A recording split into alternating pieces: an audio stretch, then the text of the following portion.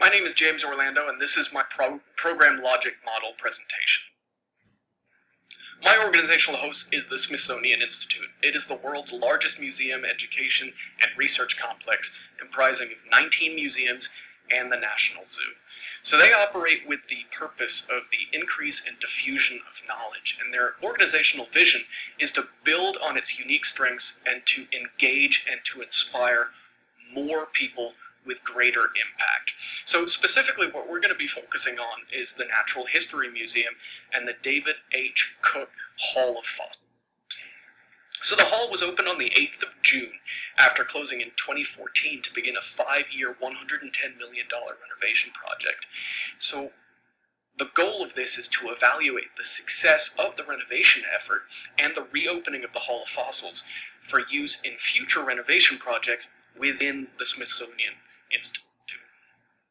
So this is the logic model, and what we're going to start with are the resources and inputs. What are we working with? Well, we've got the world's largest fossil collection. We've got 5 halls and 31,000 square feet of display space. We've got funding and donations. The last renovation was in the 1980s, and the understanding of paleontology has come a long way in almost 40 years. The display objects themselves are actually at risk from temperature damage and ultraviolet ray damage. And then you've also got the renovation schedule. The renovation took 5 years, and that's a lot of time. So, who's really affected by this? Well, ultimately, it's the visitors and the families. The vision is to engage with people, and those are the people that you're going to be engaging with. But as far as who's invested in this, certainly the Secretary, the Board of Regents, Congress, 70 million of the 110 million was federally appropriated. Donors, like Mr. Cook, the largest donation in museum history. Museum staff, researchers, paleontologists, teachers, and the communications, public relations, and marketing department, making sure that the word's out there and that you're getting more people and engaging with more people than before.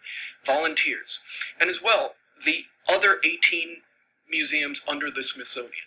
They're going to be watching very closely to learn lessons and see what's happening with the restoration effort. So what are the activities?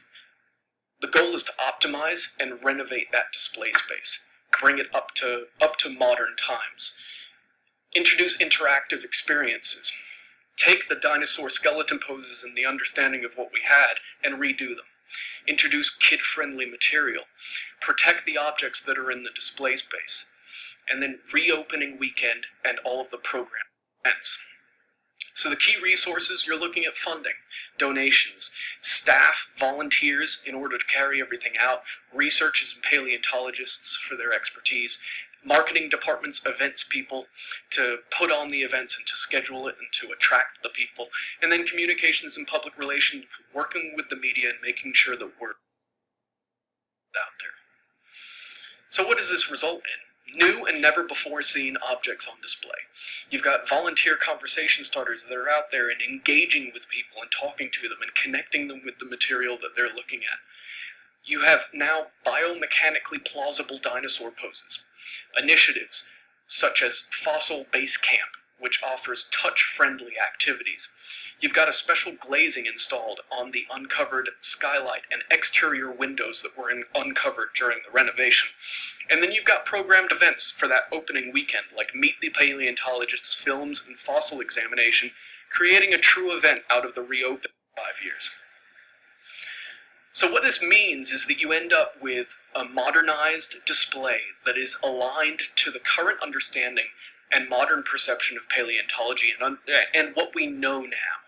It provides a more interactive experience with touch-friendly activities for both adults and kids, connecting them with the material that they're looking at. You protect the display objects in the long term from ultraviolet rays and heat. And then you provide that incentive and events to attract people to the opening weekend and beyond.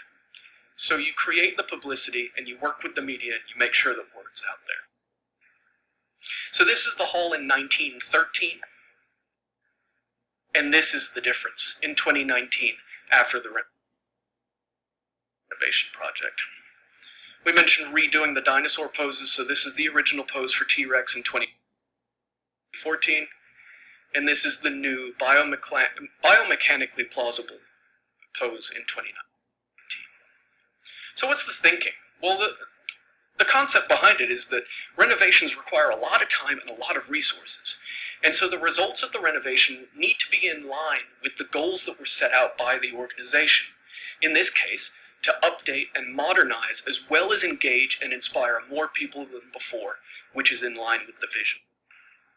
So to go back to the logic model, if we look at the impact, you're creating a modern, accurate exhibition in line with the organization's vision, engaging and inspiring more people before. So things to consider in the evaluation.